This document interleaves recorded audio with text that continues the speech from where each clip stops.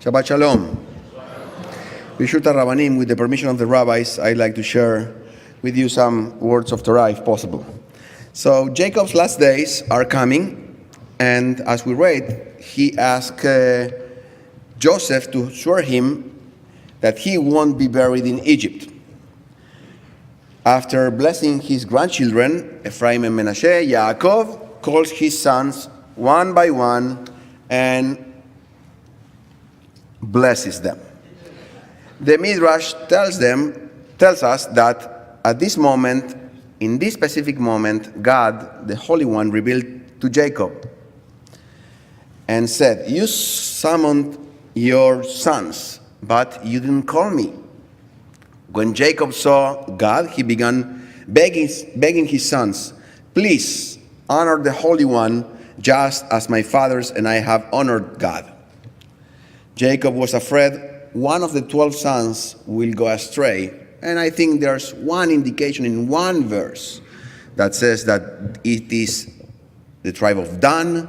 I don't want to get into details. I hope you're not descendants of the tribe of Dan. If you are, we'll talk about later. So the sons respond, "Shema Israel." Listen, Israel. Okay, Israel is Jacob. We are all together in Is. Hashem Elokeinu, Hashem Echad. We are all in the same page, on the same page. Jacob quietly responded, "Baruch Shem Kevod Malchuto Leolam Ba'ed." Blessed be the name of the honor of his kingship forever. From that midrash, we learn that we can say the Shema aloud, and the Baruch Shem Kevod, we say it very quietly. The explanation for this is that the Shema appears in the written Torah, but the Baruch Shem Kevod doesn't. So we say the latter aloud. So quietly. We don't say the latter aloud. We say Baruch Shem Kevod. We only can hear our voice. We say it aloud only once a year in Yom Kippur when we are all like angels. But the Shema, we say it aloud. But Baruch Shem Kevod, we say it like whispering. The only one who is supposed to hear is yourself. So Jacob dies. That's the end of the Midrash.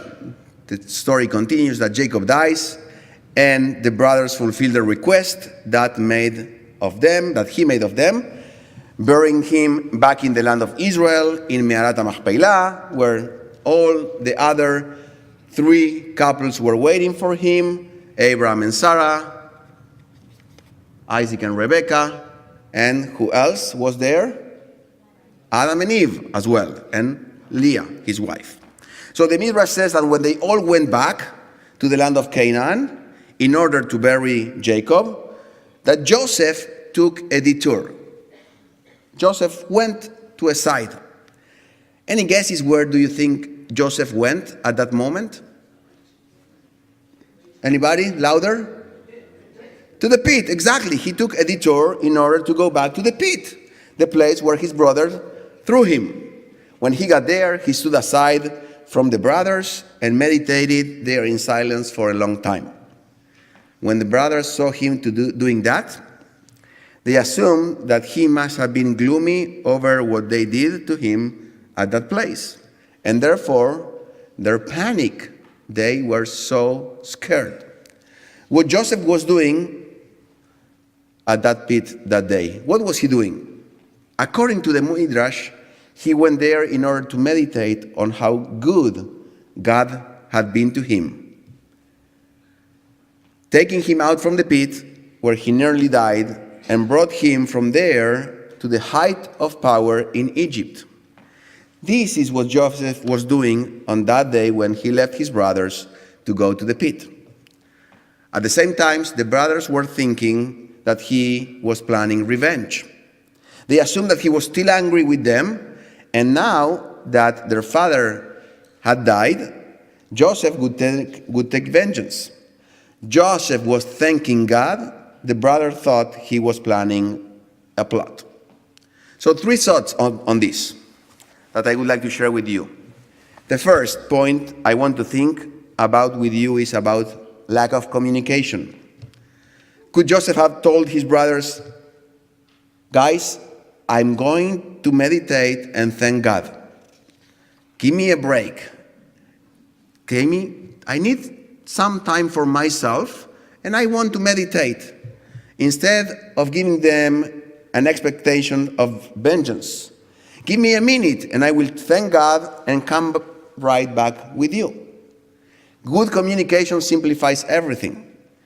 Show your intentions, no second guesses. And then you avoid hate. Share what is in your heart. Why not? Why hiding what is in your heart? The second thought I wanted to share with you is, what happens when we step aside and we look back on our past? How do we look at it? How do we look at our past? Are we enough grateful for what we got? Are we proud of our own history? Is our past something we need to be proud of? Do we take the time to look back and think about our past? And the third thing I wanted to share with you is the possibility of confronting the pit, the bottomless part of our lives, the place where we were prisoners, the moments when we were unhappy, low, sad, and becoming able to thank God for rescuing us from there. The Talmud in Masechet Brachot says, "Tzarich levarech al hatovah kmo shemevarech al hara'ah kmo shemevarech al hatovah." We are obligated to bless God when something evil happens, as often as we are obligated to bless God when something good happens. Kmo shene'emar, for it says, "Ve'ahavta et Hashem Elohecha," and you shall love the Lord your God with all your heart, with all your soul, with all your might. Back to the Shema. Bechol levavcha, with all your heart. Show your intentions. Communicate them. Show what is in your heart and avoid second guesses. Bechol nafshecha, with all your soul. Step aside, take a time to nourish your soul and be grateful. If you do not give time for your soul will feel it. Give that space to yourself for reflection. Bechol meodecha, with all your might. Use all your power to understand the pit is a temporary place, and you can leave that low, sad, terrifying place. Yes, there are bottom places in our lives, and yes, we can move forward too. May God give us the ability to communicate with our hearts, to meditate about the blessing we had in the past and we have today, and to recover from difficult times. Shabbat Shalom u'mevorach.